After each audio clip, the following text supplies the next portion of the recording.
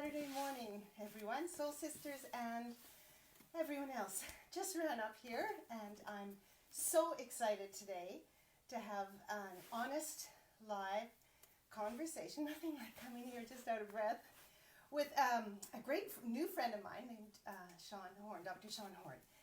So, I am just going to pull her up. Hi, Cheryl.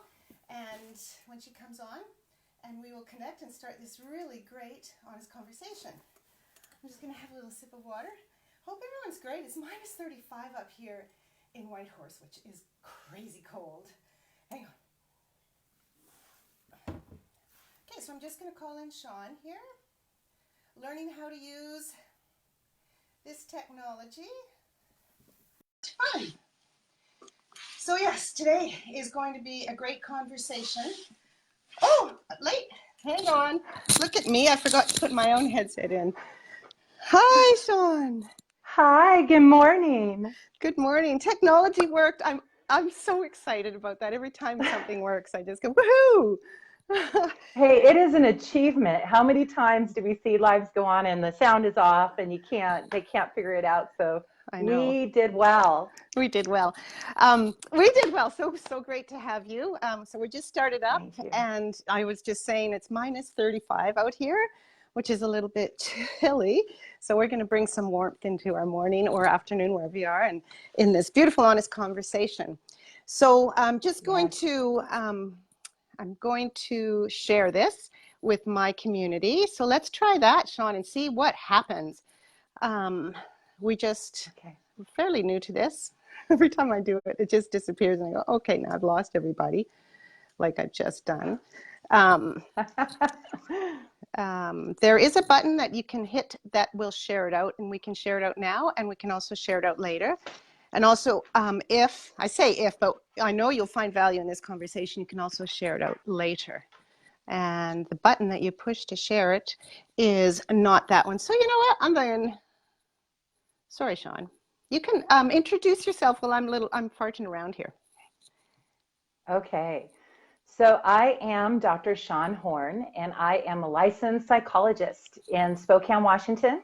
I have a private practice that I opened in 2003 and have been in the mental health field since '92. So I've been doing this for quite a while and have become a shame specialist. In grad school, I studied it, wrote my dissertation on it and a book on it. I also am faculty at the School of Medicine here. It's a combined program between the University of Washington and Eastern State University. So I teach seminars and supervise the psychiatric residents during their rotations. And I also have a podcast, the Rock Your Awesome Show. Rock Your Awesome, it is awesome. Thank you. And I have been launching a digital presence to bring my passion is that I want to bring the wisdom of the therapy room to a larger audience. I find that so many people cannot access care and aren't getting what I have to say in general. And so I often hear people say, I wish I had heard this. So I thought, well, let's make it so you can. Yeah. So here I am, and our paths have crossed, and we're going to see each other next weekend at the Bliss Project. I'm so excited. I know it's going to be so sensational. So yeah, it's the power of connection that brings us together with like-minded and like-hearted spirits, and that's how I connected with Shawn. And in my Honest Conversation series, I'm thinking, okay, I really want to talk about shame. And I remember seeing your name flitter up, and shame was beside it. So I reached out to you, and lo and behold, you're this exceptionally fantastic expert in shame. We've had one conversation a couple of days ago, and it was just like, oh, I'm so excited. So I'm coming here from my little community, the Soul Sister Lounge, and what I do is I'm a well-being coach and a relatively new public speaker. And I'm reaching out to women to try and help them, become the better version of themselves. And recently, I have gone through a lot of soul excavation myself and discovered that I'm an adult child of an alcoholic and dysfunctional family system. So I wanted to, marry the two concepts in a conversation like this, because shame is an underlying and core issue with a lot of characteristic traits from adult children. So yeah, shame is something that we don't speak about. So this is going to be Yeah. great. What do you have to Yes. say? What do you have to say about shame, and what is shame? A lot of people are very confused about shame. From our last conversation we had, it motivated a post that I put on Instagram where you had shared that there are people that have come forward who have said, oh, I don't have shame, that it sounds so heavy and intense, and that it would be something you would feel if you had a major offense or something worthy of that level of shame. So we get confused about it. And in fact, when the publishers that I had talked to years ago said that they didn't think they'd be able to sell a book on shame because people have shame about shame. Yeah. And so it would be an aversive topic. And I have found recently that a lot of people are talking about shame, but they're packaging it in other ways that the consequences of shame shows up in topics like self-esteem, self-confidence, increase your self-esteem, increase your self-confidence, overcome your limiting beliefs. They are all addressing shame, but they're not naming it shame. So I love one of your people in your, I think it's the Soul Sister Lounge, one of our Soul Sisters, had mentioned that there is a difference between shame and being ashamed. And that's Frankie. Yeah, she's online now Yes, too. Yeah. Frankie. Hi, Frankie. I really appreciated that distinction, and that ties into what we try to teach the audience, is that there's a difference between healthy shame and toxic shame. So feeling ashamed, as Frankie had mentioned, is the feeling ashamed. That's the healthy shame. So essentially what that is you make a mistake and your self is convicted. You are like, oh gosh, I shouldn't have done that. I feel so bad. And oh man. And you start thinking about all the consequences of feeling that shame. And so that information is so helpful for developing our consciousness, to make us more sensitive to others, to develop empathy and compassion. So we want to have that appropriate emotional conviction. And I think when people say, oh, shame on you, a lot of times they're trying to evoke that in somebody where they think that would be an appropriate response, that maybe someone doesn't have that appropriate response, where they steal and they're like, doesn't matter, or they hurt someone and they don't have that mirrored response. So we do want to see that developed in our children and ourselves, to make sure that we are able to attend to relationships in a healthy way. So healthy shame is focused on behavior. It's useful, it's a teacher, it informs us. Toxic shame, however, is the message that when you make a mistake, you didn't just make a mistake, you are a mistake. You're flawed, you're defective, you're different from everybody else. And that's the message that we got as little people, where we were told, bad girl, bad boy. I am bad. Yeah, I am bad, not I did something bad. Yeah. Yes, and it's attached to their self.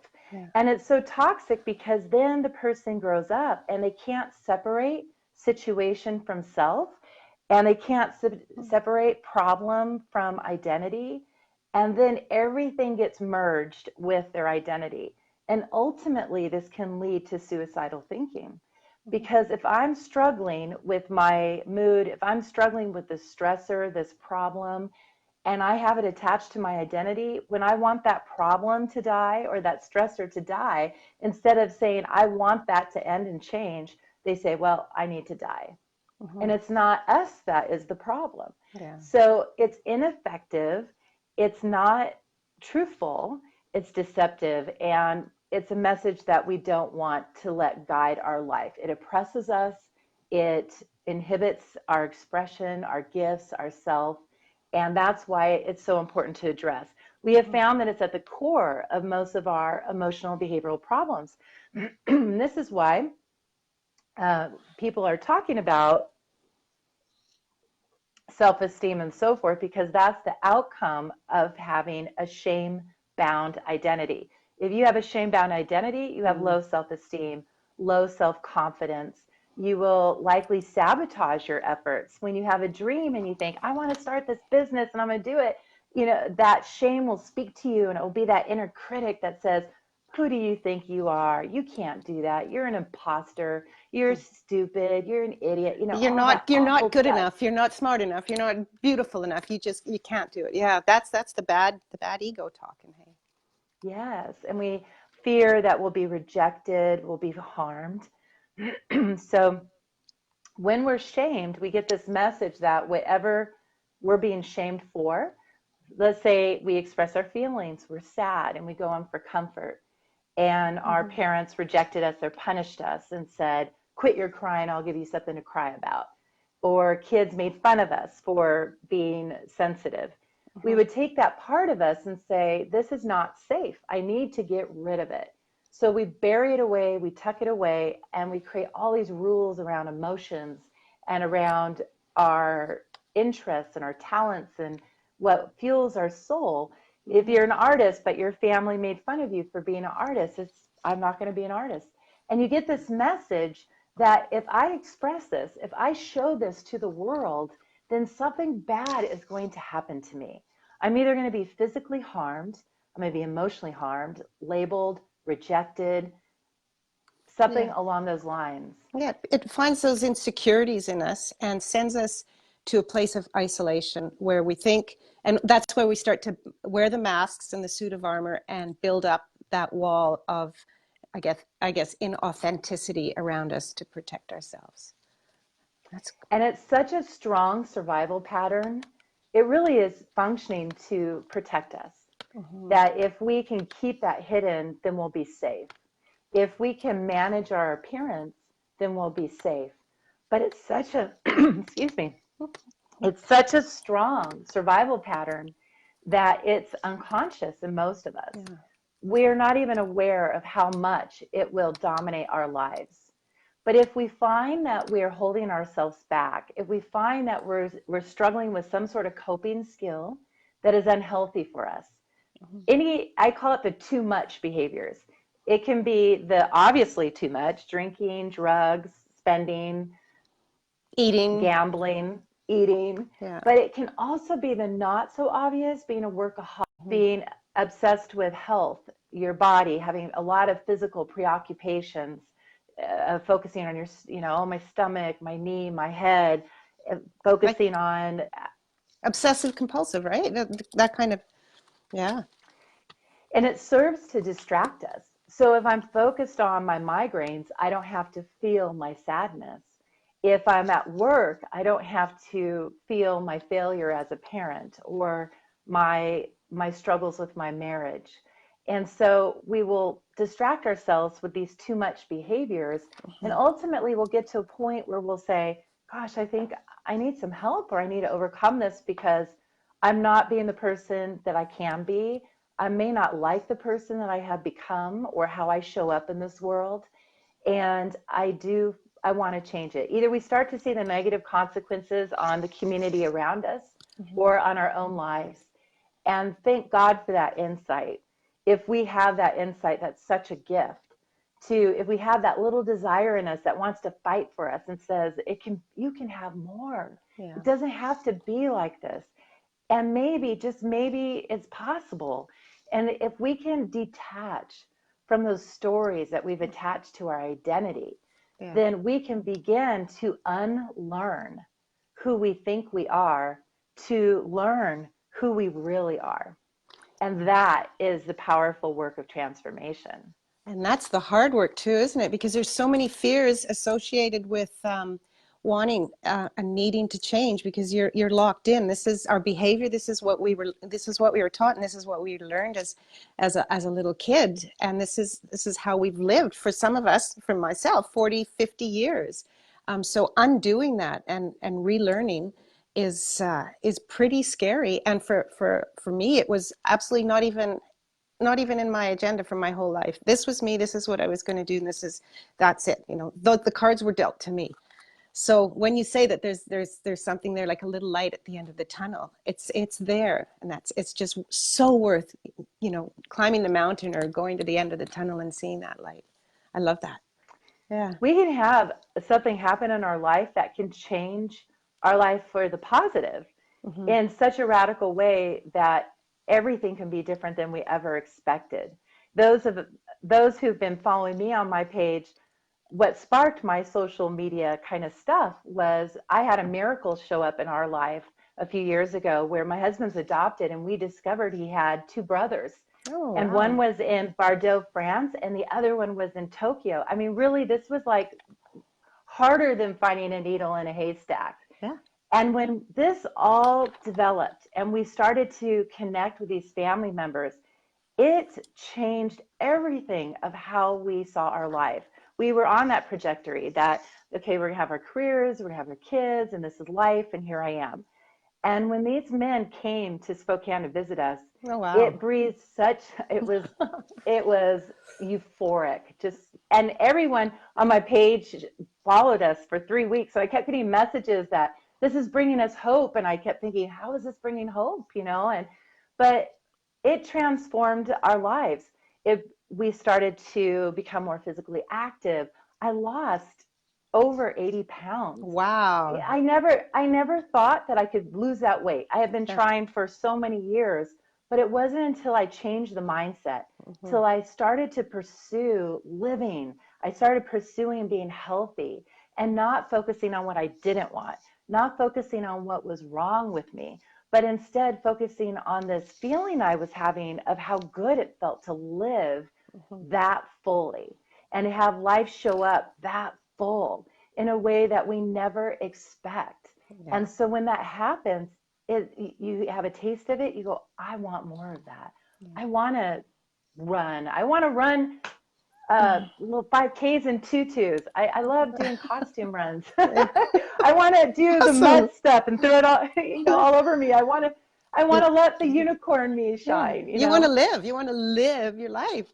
And I love how you say that, you find the positive and the negative. And that's a cliche. It is, it has been for a while. Let's just, and I even do it to my kids when they're, coming up with a negative statement like, Mom, I can't do this, or I'm not good enough. Well, what can you do? And what are you good enough? And trying to revert that around. And even out of really traumatic things I found in my own life, there has been a positive.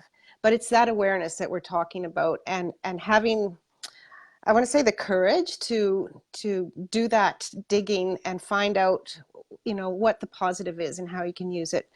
My own personal story quickly is that I'm a daughter of two alcoholics, and I came to stay with my father back in 1990, which is almost 30 years ago. And he was a drinker, a big drinker, and he was isolated. He was alone. He was sad. He was semi-functional. And the very day before I was going to leave back to go to where my mother and sisters lived in Australia, I walked in and found him dead.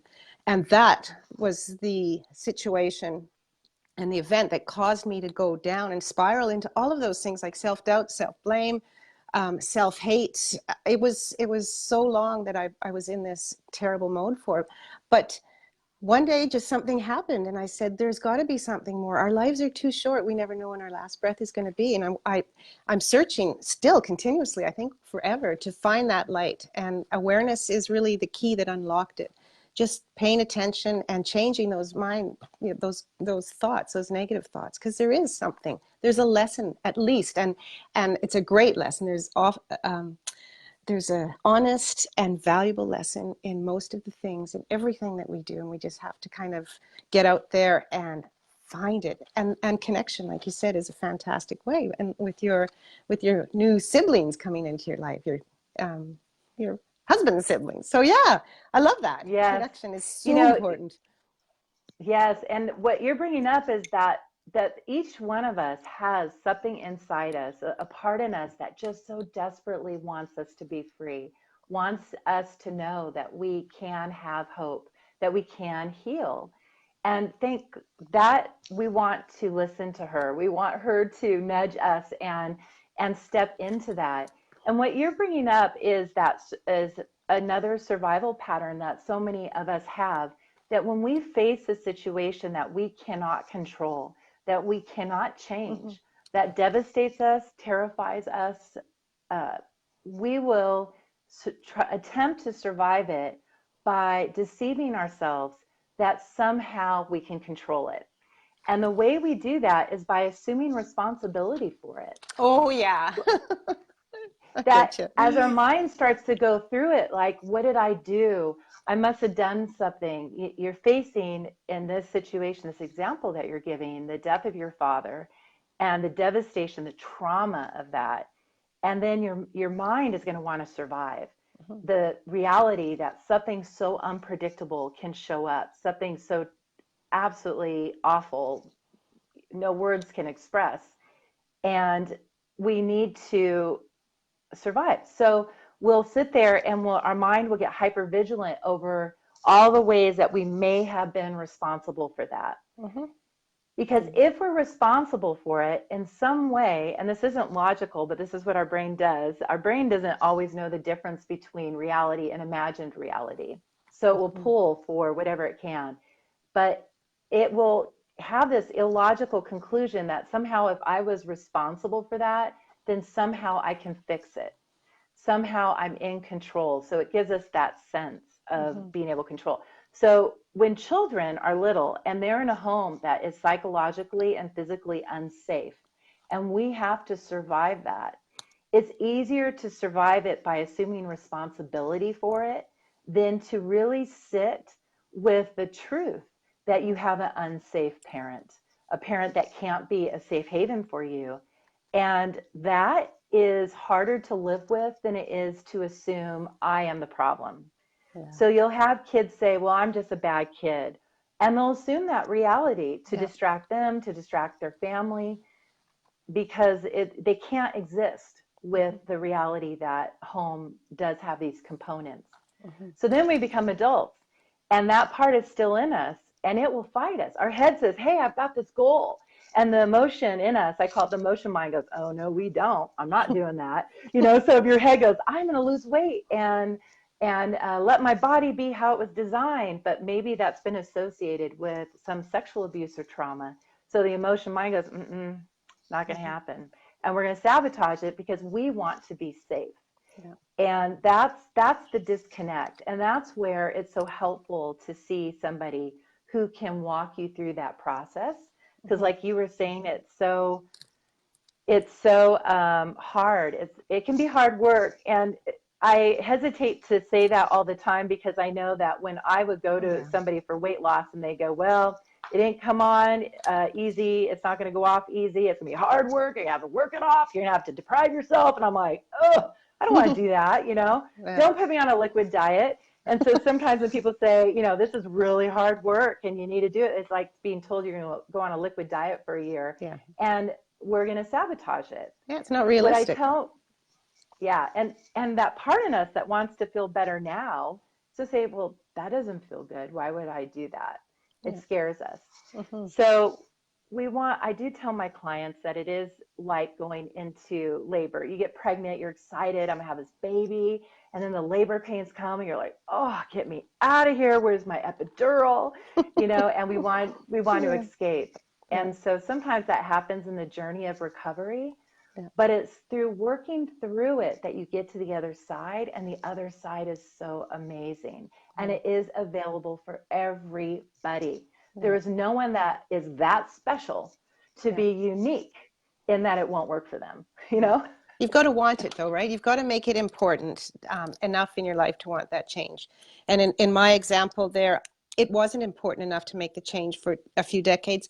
And I started numbing myself with alcohol and complacency. And I just sort of stayed there, not realizing it. So I've just come just about on my 90 days alcohol free. And I'm telling you, the clarity that I've got from not drinking, and I wasn't a big drinker, but because my parents were alcoholic, right from the first time I went to a doctor, you cannot drink, you will be in trouble for the rest of your life. So every time I had a drink, I'm like, oh my God, am I an alcoholic? And nobody had a problem. The only problem was inside my head thinking, maybe I am, maybe I am.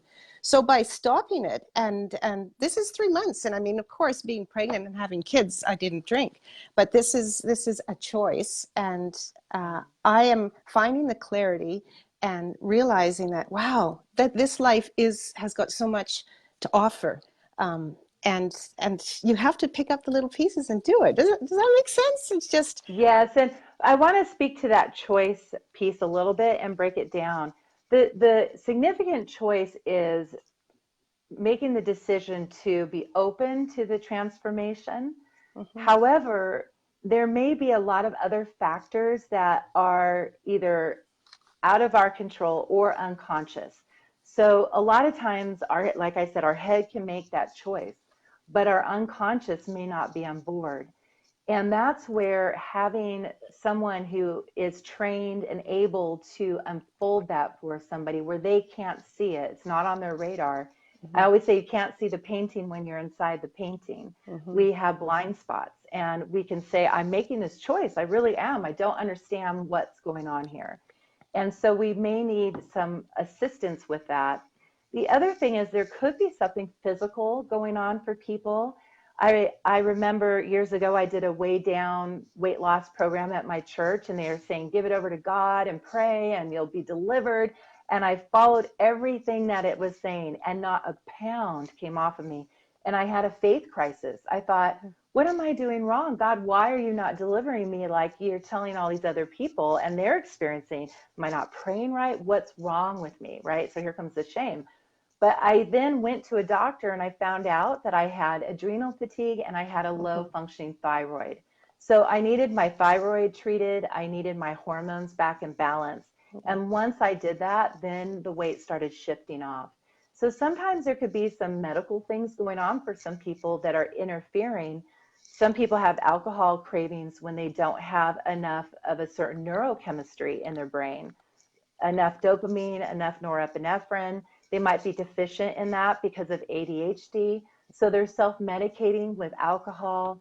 There's a lot of medical components, and this is how the field of psychology and the practice of medicine can be so helpful in helping us unfold those things. Because there is a group of people that are hearing this message with coaches and they're being coached. I was in a group where this was happening, where I was hearing all of us were being coached at the same time. And the coach said, the person said, everyone says that if you're doing what you love, you should be happy. And she goes, and I'm really struggling. And the coach, says, that's a choice.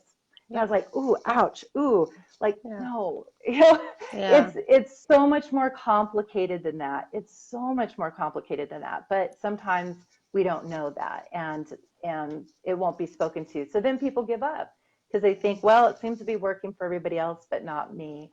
And it doesn't mean it's not working. It's just, you need a different solution. You need a different resource to help walk you through that. There's a lot behind making a choice, in other words, and it just can't happen like that. So yeah, I find in my example, again, I call it the soul excavation, and I dug and dug and dug and dug, and I kind of came up with all of these symptoms of what I had lived, and then I backpedaled and started coming around to it, to understand it and get the help and connection and support, and just telling my story. The vulnerability of just stepping out and speaking my story in the last year has helped me tremendously. And I know there's all sorts of different types of trauma that lead to making different types of choices. But that's something that really worked for me, is the vulnerability. What's the relationship between vulnerability and shame? Is there one? Oh, yeah. Shame tells us it's not safe to be vulnerable at all, and that you will be unsafe and don't do it. So if you're shame bound, you focus on appearance management, which is don't be vulnerable. If you're shame free, you focus on problem management. So you become vulnerable so you can help get the solutions to the problems. And there may be some areas we're comfortable being vulnerable with, and other areas that we're not. When I started to do this social media stuff, it really did stretch me. I thought I was very comfortable with vulnerability, and I realized, especially at the last Bliss project, that was my first one, and she put us in some, for me, was very uncomfortable situations, and it made me so vulnerable. I couldn't hide behind the role of the healer, the guru, the your mask helper. That I knew that role. I knew how to be, but all of a sudden now I had to receive. Now I had to do get people in my physical space and be in theirs. And that's when I discovered that I had a lot of discomfort with vulnerability. So then when I came out telling, Marla was there, Mm-hmm. your coach, one of our soul sisters, and she was a speaker and talked about the power of your story. And it was so inspiring. And so as I began to tell my story on my podcasts Mm-hmm. and in public speaking, it was so unnerving Yeah. because I was worried. I thought, am I going to lose credibility? Are people going to think differently of me if they know that this is part of my story? But I had to believe in the magic that when you do share it, we are changing the culture. We're changing the tapestry of our world to allow other people to let go of the stigma of whatever their story was so that they can be freed to step into what could be. Yeah. And we're able to help them with that as we come forward with our stories. Yeah. It's kind of like from massive fears and unknowns into freedom. And it's the Mm-hmm. tunnel can be pretty dark and pretty long. Yeah. Yeah. I want Frank. to say something about the comment you said about your children saying, I'm not good at that. Mm-hmm. Recently, I attended some coaching stuff that was teaching on the difference between our natural born gifts and our talents. And they Mm-hmm. said that each one of us comes into this world with a divine gift, something that was a gift given to us that it was intended to bring into this world. Yeah. However, when we have a gift, it doesn't always mean we're good at it yet. Because if we haven't practiced it or rehearsed it, it hasn't become a talent. Ah. And if we have practiced something and we become highly skilled or we become talented in that area, it doesn't necessarily mean that that is our divine gift. Yeah. And so we get confused with that. And a lot of times people will say, well, I'm not good at that. They'll see someone that is an amazing musician or artist or educated in a certain field that they'd love to be in, and they go, well, I'm not good at that. So they make the mistake and then thinking that's not for me. But it just may be that they haven't rehearsed it or practiced it like that skilled, talented person has. Mm-hmm. So if somebody is drawn to something, if they find that it really just makes them happy, they lose time with it, they Mm-hmm. shine, they're alive, they're In the vibrant, flow. Yeah. yeah, just go with it, learn, let it become a skill, let it become a talent with rehearsal. Guard against discounting it because you're not talented at it yet. Yet. Yeah. So those are the kind of things that we will say to ourselves that can keep us from expressing a possible talent or a gift that has Mm-hmm. been given to us. Oh, that's Yeah. awesome. Awesome insight. And it's so true. And I see it like my kids are 10 and 13 now. So they're in a, grade 5 and 7. And there's a lot of peer pressure to, to be the best. And there's all the bullying stuff at school. And there's so much pressure on them. Sometimes they come home and they want to hide, because somebody was mean to them. And I know bullying, it's used almost daily in the school system. When I went to school, there wasn't really, there was a mean guy or a mean girl, but it didn't have the clout that it did today. How does Yeah. bullying and shame as a child come up into our lives as an adult? Because I mean, I know I can remember a few episodes when I was bullied at school, and it's sitting in the very back part of my soul, waiting to come out. Bits and pieces have come out, but it sat with me for 53 years. One episode of some kids being really mean to me, and I've sort of thought, oh my God, that's why I feel like this now, is because something happened there, and that's the unveiling and excavating of a story that can help it. But yeah, talk Yeah. about bullying. Our our youth is such a critical time because of getting shame planted into our hearts, the Mm-hmm. seeds of shame.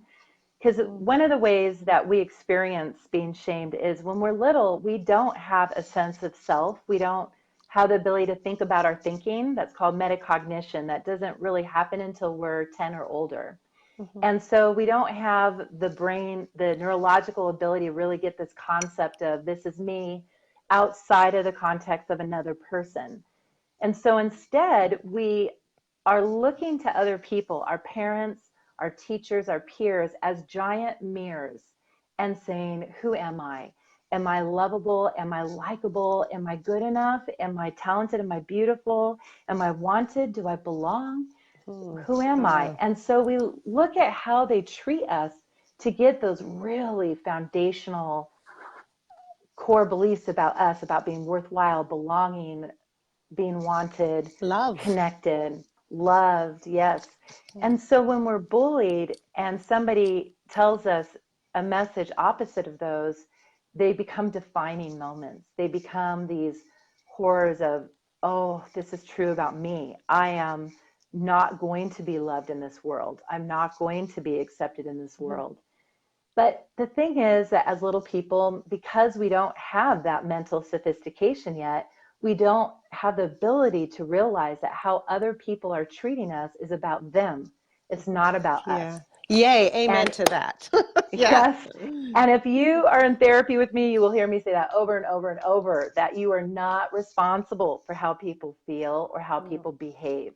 You can impact it, you can affect it, you can attend to it, but you are not responsible. It's so complicated how someone takes in another person. It really has all these layers. Like it goes into, you have perception issues, how your eyes take in that information. You have neurological issues. How is my brain today? Am I tired? Am I healthy? Am I chemically imbalanced? And then you have it getting filtered through their history and their core beliefs, their childhood. What does this mean? Do you look like, sound like this bully in my life? Do you, what connections are we making to that object that we're encountering, that person? All in a And split then, second, right? Poof. yes, so quick. And then it goes through our emotion regulation, our ability to attend to our emotions, and our skills, and how do then we attend to it outside with the people around. It's so complicated. And so it's maybe like 0.5% about us. So we just have to know that as a general rule and guard against personalizing other people's behavior. But personalizing is a survival strategy. If I can be responsible, then I can be safe, because then I can control it, right? So bully behavior is the ultimate shame. It's one of those toxic shame symptoms. It's a way to distract myself and others from my shame, and it's a way to control my feelings. So the model we use in shame is that when I'm shamed, I'm told it's not okay to be vulnerable. I bury it inside, and we put it in exile. We tuck it way deep inside, and it's out of our awareness. But then we come across somebody who's vulnerable, someone who's expressing sadness, and then we experience the prickliness of it, the bubbling of that shame feeling. I call it shark music, like dun dun dun. It's like, and you get agitated. Yeah. And then when that happens, we're motivated to do two things. We want to protect ourselves from exposure. And exposure is that I don't want to see this shame, and I don't want you to see this shame. The second thing is that I want to control that feeling. So the way I'm going to control that feeling, and the way I'm going to get it out of my awareness, this feeling I'm having, I'm going to shame dump. I'm going to act out. Yeah. And that's where I flip it on the other person, and I just shame them, and I let them feel all of my feelings. And then I have a sense of being in control, because I can control that person. And bullies know that if I can control your feelings, I can control you. Yeah. So they look for who can they do that to, because then they are able to have that sense. And so it's a distraction, an unhealthy coping skill. And those kids need intervention. Often there's a lot going on there for them. I really like, and I've been doing some reading about adult children and in the ACA or ACOA, Adult Children of Alcoholics and Dysfunctional Family Systems, say that quickly. And control is one of the character traits. And what you've just talked about is the need for control, which is something that we've been brought up with, and the use of manipulation to make ourselves feel in control. And it's a really interesting connection with shame and how it all works together.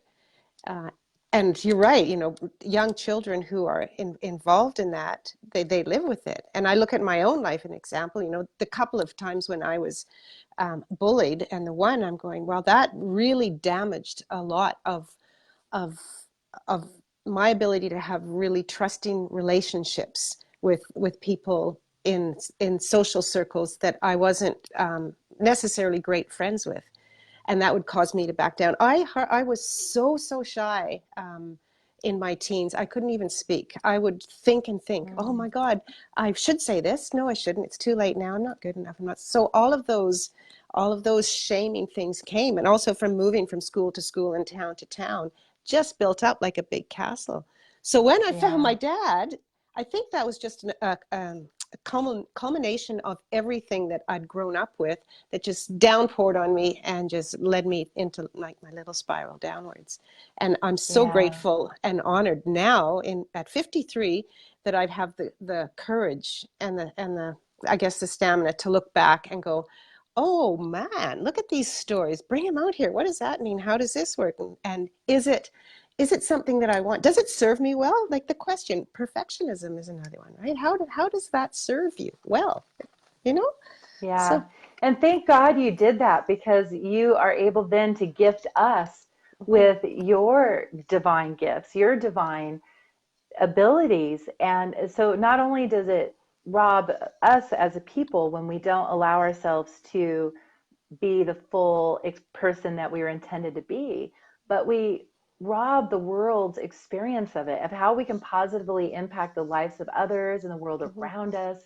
And so mhm, it really is a gift to the world to let that be. And so wonderful that you were able to step into that and say, I'm not going to oppress myself anymore, and I'm going yeah. to let myself shine. Yeah. Hmm. So Yeah. yeah, it is about healing ourselves Yes. and healing others. And I never thought in all my years and all my great years of me having a really strong urge to help people, but man, was I wrong. And now in the second Yeah. half of my blooming life, I'm like, all I want to do is really help people. So there is a way to change that story Yeah. and to, you know, what did you say earlier? How you can just refocus and Yeah. um, Relearn who relearn. you Yeah, are. you relearn You who know, you are. bully behavior also isn't necessarily delivered in the way we stereotypically see it with. It can also be in moralistic behavior. I see this a lot with legalism and people that shame others for moral reasons that they're not they like, if they have a sin, let's say in certain churches, if they have a sin, they're profoundly shamed for that. And what I have found is that the more legalistic a person is, the more shame bound they can Mhm, be. And for a while, I advertised myself on findachristiancounselor.com, and I was mhm, so struck by what was showing up. I would have these people come in and just, I really kind of almost felt interrogated with my faith. Like, what kind of Bible do you read? Do you pray like this? Do you go to that church? Do you speak in tongues? Don't speak in tongues? Do you, I mean, just really asked me, interrogated me. And then I would discover when they would start talking about what they were struggling with, it was some of the most deviant mhm, behaviors that show up in my office. And mhm, that was really striking to me. And I started seeing that pattern so much that now I become more suspicious when somebody comes forward and is like, you know, they're just so this, the poster child for moral behavior. mhm. I'm like, oh boy, hold on to your seat, because here we go. You know, Yeah. it's not going to be that way. So a lot of people have been raised in environments like that, where they've been taught they shouldn't have their sexuality, they shouldn't have their Beliefs. struggles, Yeah. beliefs, and and they come out of it and they still maintain their faith, but they're freeing themselves up from that shame bound message. So in shame literature, we even say there's some shame bound religious groups and some shame free groups. And churches, there's some shame bound churches and some shame free churches. So it can show up in that arena as well. Mhm. And Wow. the other thing that came to mind to me as you were talking is that because we're in that environment, we lose the ability to really discern who's safe and who's not safe, and we gravitate towards what's familiar to us. And because of that, we end up generalizing this experience that because I'm bullied, because I'm rejected or hurt, then all people are unsafe. all people are going to oppress me. And we withdraw to keep ourselves safe. And part of the healing journey in that is to really learn who is safe and who's not safe. And I love the book by Henry Cloud called Safe People. Mm-hmm. And he really outlines the difference between safe and unsafe. And that's a discussion. I have a podcast that I'm planning on to release here soon that will be addressing that topic too. Like, what characteristics do you see? Because there are some amazing people out there that will really celebrate you.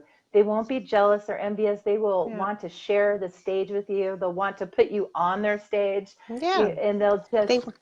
They want to rise. Yeah. They want to see you rise. And this goes back to the power of connection and support and the safe people.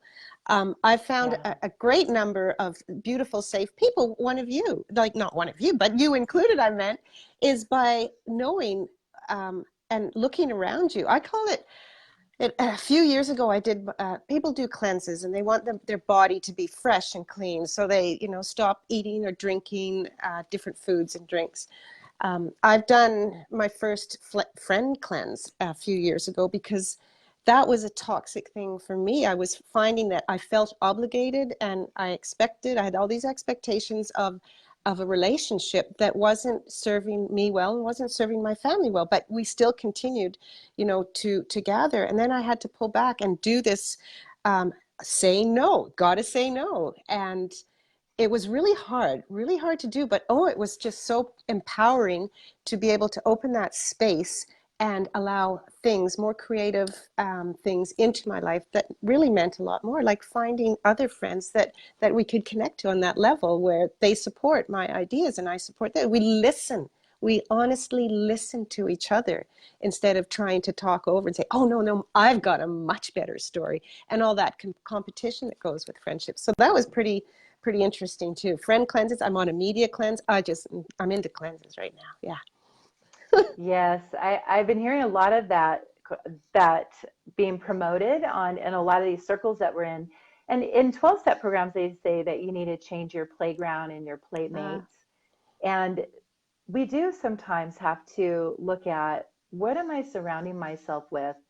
And is this what I want to continue with? They say that we are the most similar to the 5 closest people in our life. Yeah. The average. We're the average of the 5 people closest to us. That's a really interesting thing. Yeah. I have found in my own journey, however, that some of the shame-bound messages I had were triggered in the context of female friendships, particularly. I found I was fine by myself. I found I was fine in my role as a provider. I had confidence, but whenever I would go into a group of women, or that was more than just one person, I would start getting all this stuff activated of not feeling significant, not feeling valued, not feeling, those types of messages. And I really struggled with, is this coming from me or is it coming from them? And so I allow those opportunities to become my teacher, to see what pops up in me, to see if it's really an observation or if it's really a trigger. Am I hearing something in what they're saying that is coming from my core beliefs, that I'm filling in the blank, that I'm making assumptions, I'm making perceptions, or am I really grounded in the facts? And that's hard sometimes to discern the difference. Oh yeah. So if it's a trigger, then you want to heal that message. If it's an observation, then you may want to clean that up. And maybe you stop having them in your life completely, or maybe you just position them as, well, they'll just be my movie friend, or they'll just be my go to this event friend, or something like that. But you start to adjust what you bring to them, given what they are teaching you about what they do really well. If they're not going to be able to comfort you, then, well, I'm not going to go to them for comfort. But I have a friend who's really good at comfort, so I'll go to that one. You can kind of reposition people. Yeah. Yes. Oh, that's good. We've got some comments coming in. Sorry, I haven't been responding to them because the conversation is so good, but we'll look through. Yeah, we talked about that, how we like, all these younger people are so used to this world, and we're like, talking at a Comic-Con's like, wait, what did that say? And So Frank, Frankie was saying it's the difference between black and white, and and I don't even remember exactly what that comment was to, but we'll go through there. And Jennifer Horn Gifford just said, yeah, she totally agrees with you. So yeah, it's interesting. And you just mentioned triggers, and triggers have just come to me like in a bit of a a thought bubble over the last few days. Is like, look at the triggers and really start looking at your triggers, Jean, and I talk to people about this too. What makes you go off? And have a look at that and figure out just what you said so eloquently in, is it you or is it someone else? And do you need that? And how can you change it? So I Yeah, really, really like as that. it, yeah, that's a lot of therapeutic work of why am I intolerant of this? Why am I judging this? And that concept of black and white thinking, it can really contribute to a lot of shaming. Oh, yeah. And life just isn't black and white. It's a synthesis of opposites. Now, I'm not rejecting moral behavior. I think a lot of people get caught up in this because they think, well, evil is evil. And it's like, yes, there are some acts that we will say, this is unsafe and needs to be handled swiftly or correctly. People need to be corrected. Mm-hmm. But judging things, seeing things in black and white often isn't effective and hurts us. But we can describe what is healthy or unhealthy, what is effective or ineffective, what hurts and doesn't hurt. We can describe it and not judge it. It Mm-hmm. doesn't mean we're saying it's okay, but we're then able to look at the elements of it that need to be addressed. Mm-hmm. So in relationship work, they talk about the difference between complaining and criticism. Complaining is you didn't clean the bathroom. You said you would. I'm so frustrated. Will you clean it? Criticism is you didn't clean the bathroom like you said you would, but of course you didn't because you're such a slob. You never do anything right, right? So it Attacking. becomes attacking. So complaining is like describing. It is the healthy shame dynamic where criticism is judging and it's toxic shame. So it ends up that whole mindset doesn't really work for us. But if we describe, if we acknowledge these are the pieces that aren't working, so what do I need to do about it? Mm-hmm. Do I need to clean it up inside or do I need them to clean it up? How do I need to manage that? And that requires skills. And when you and I were talking to prepare for this talk, I said, so often people want to know, okay, I get it. I'm shamed, but what do I do about it? I What's the need solution? solutions. Yeah. What's the solution? And so some of the solution is because we didn't have that mirror reflect back to us who we really were, it was distorted. We need to really relearn what it means to be human. So that's step number one, is to really understand that the human condition is that we are imperfect, that we all struggle. There's Yeah. no exception to it. So we don't want to compare our insides to other people's outsides. Love That's it. what shame does. Yeah. We see their appearance and then we will know who we are and then we'll make that comparison. And so that is a we don't know what's happening behind closed doors, but what we Mm-hmm. do know is that everyone struggles, no exception. Mm-hmm. So the human condition is hard. We all have weaknesses. So we really want to wrap our mind around it. And being hard on yourself, being that punisher that's critical and saying, well, you're not, I'm going to be hard on you. It's not going to motivate us in the way we think, and it won't give us the results the way we think. So we got to let go of that pattern. But the second thing is that we need to have realistic expectations. So the second way we're shamed is that we're given unrealistic expectations that are not developmentally appropriate. Mm-hmm. So earlier I talked about metacognition, which doesn't occur until we're 10 or so. When a parent sits down with a kid and says, I want you to think about what you're doing, and makes them on a timeout, and they're 5, they're 6, and they come back and say, well, what do you have to say? And the kid's like, I'm bad. They're not able to answer that, right? Yeah. So then they're shamed because they don't have that inner wisdom, or they're shamed for not being able to make a bed when they haven't been taught how to make their bed, and so forth. So in order to not shame ourselves, we have to have appropriate expectations. And one of the things that I advocate for in my therapeutic work is that we struggle a lot of times because we don't have the skills. Yeah. Nobody taught us, how do you do conflict resolution? how do you identify your feelings? How do you regulate your feelings? How How do do you you communicate? communicate? Yeah. Oh, see, we're aligned. Yes. How do you Uh, communicate? Yeah. yes. And so we might make these choices, but then it's, I don't know what to do about that or how to fix this. And so that's where we begin our journey of learning and saying, okay, it's going to set me up for failure if I think I should have the answers myself. That's a shame-bound rule. Yeah. You should fix it yourself, know yourself, but that you can reach out to others and say, what don't I know? Mm-hmm. I always go to therapy because I believe therapy helps us to become better versions of Oh, us. yeah. And Absolutely. the stigma of it says you go to therapy because something's wrong with you.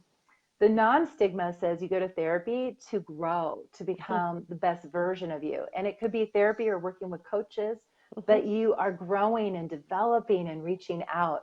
And you want to find people that really are a good match for you, that you're Yeah. comfortable with and Yeah. you like. And so when you go, you're able to just rise and overcome and put these pieces together, but we can't really do it ourselves. So not Yeah. having the skills is not a flaw. It just means we need to learn them. Yeah. So, Yeah. like I said, it's not that there's something wrong with you. It's that there's something Yeah. right with you, and that you've got that. You've got that awareness to follow it through. Frankie, I just want to say here, she's put in a comment. Put yourself out there. I don't isolate it as that feeds shame. So as to be reminded that we are not alone. So That's awesome. right. I really feel, Shawn, I'm just having a look at the time here, that we could talk on forever, and we might just have to have a Yeah. part two. Um, Oh, yes. but it's almost Good. the hour's up. So I just want to, quickly touch Okay. base back and forth. Thank you. This has been an incredible conversation, about what shame is and how it impacts our life and what some of the solutions are. How can people find you? I have on Instagram, my handle is Dr. Shawn Horn. So it's DRSHAWN Horn, HORN. On Facebook, it's Dr. Shawn Horn. And my podcast is the Rock Your Awesome Show. I am putting together some webinars, some e-courses, e-books, and soon Great. we'll have some published material out there. So I encourage people to go to my website and sign up, subscribe, so that you can get notices when these things come forward or come out. The other Great. place that people can find me is I recently partnered with TOI Magazine. It's TOI, TOI Magazine. It's a digital and print magazine, and I am a columnist now. So Oh, every good. month I'm going to be writing on the subject of mental health. I'm calling it Connect the Dots. Because what I Nice. find in therapy is that people don't connect the dots. They don't understand the cause and effect of what they're experiencing. And then they see a doctor and they're given a diagnosis and they think, oh, I'm sick. Yeah. And it's no, that's just a symptom that we can label. But Yeah. let's connect the dots and help you learn why this is showing up and what you can really do to heal it. Oh, So that's going to exciting. be my voice there on that magazine. That's So exciting. Very good. And yes, congratulations. And for thank me, you. where you can find Yes. me is I'm on Facebook, and the Soul Sister Lounge is my Facebook group, which is where I am. That's where I hang out to feed connection, inspiration, and talk the stuff that really does matter. I'm a private coach as well, well-being coach, and so I am working with clients. I just quit my corporate job, and so I'm going to be leaving that, which is incredible. I found this strength within me to just start to fly. I've been in this cage and my wings are starting to spread. And I as well, I'm working on some programs and soirees and retreats, so it's all exciting, and this kind of conversation fuels me excitement. I'm going to run out of here just going woohoo. It's so inspiring. And we have somebody who, Cheryl, has said, this has been an incredible conversation, ladies. Love every minute of it. And Jennifer says, I agree, great conversation. So I want to Thank thank everyone for you. coming in. And Yeah. please do, I think this is an incredible conversation. Shame needs to be discussed. Share it with your community. Just hit the share button and send it over. And I think that you and I will come back in and look at the comments, and we'll add to it, and have a bit of a Q&A in there if Yes, and necessary. people have questions. You and I had talked about, we're happy to continue this conversation Yeah. and really see what comes up for people and what they're still puzzled about or wondering about. Yeah. And I Yeah. have a question for you before we end, though. For my audience, I would like, can you share with my audience how you could help them, or what coaching? I think a lot of people get confused about coaching. Like, what does a coaching service with you look like? Oh, that's a good big question. A coaching service with me as well-being coaches, I look at the areas of your life and see where you want to have some change in your life, and I work with you on your own level to realize what the steps are that you need to take to make those changes. It's got to be important enough for you to make the changes. And you don't have to be 100% confident, but you can be working towards being confident. So I help build up the confidence with that as well. And there are so many areas in our circle of life. We've got our relationships, we've got our spirituality. You know, it could be religious, it could be nature. I'm a big nature freak. We've got our marriage, our home family. We've got nutrition, all the big pieces of the circle of life. It doesn't have to be a circle. This is something I've come out with. It can be a very obtuse design, but it's got to matter to you where you feel that you want some more, or where you've got too much, and sort of just not necessarily balance your life, but bring harmony to the pieces in your life so that you can feel happy and joyful and you know, full of well-being. So yeah, that's what I do. Great. Oh, very good. Well, I look forward to this. Thank you. Thank you. I'm so honored and blessed to be asked to have this conversation with you. And I feel beyond blessed to have you enter my life. I know. And I'm so I'm so excited to see you in person and hug you in person next weekend. Yeah, bliss And is to coming. continue this work. Yes. We will. Oh, So we will be I coming packed out my with the part suitcase two. last night. Did you? I just pulled out my swimsuit, that's all. We're going, we have to tell people, we're going down to California to Lori Harder's Bliss event this weekend. And that's how I met Shawn, was on the Facebook group with all the people that are coming. So we're going to meet each other, if not at the airport, at the VIP event on Friday night down in California. Yes. So that's going to be awesome. Yes. Yes. Lovely to see you, and we will be bringing a part two. It's not going to be next weekend because we're going to be delving into our own personal development and networking and connection stuff, which is going to be awesome. So thank you again, Shawn. Very, very brilliant to meet you. And any questions, you guys pop them in, and we will talk to you soon. And keep up those honest conversations. I just made that one up.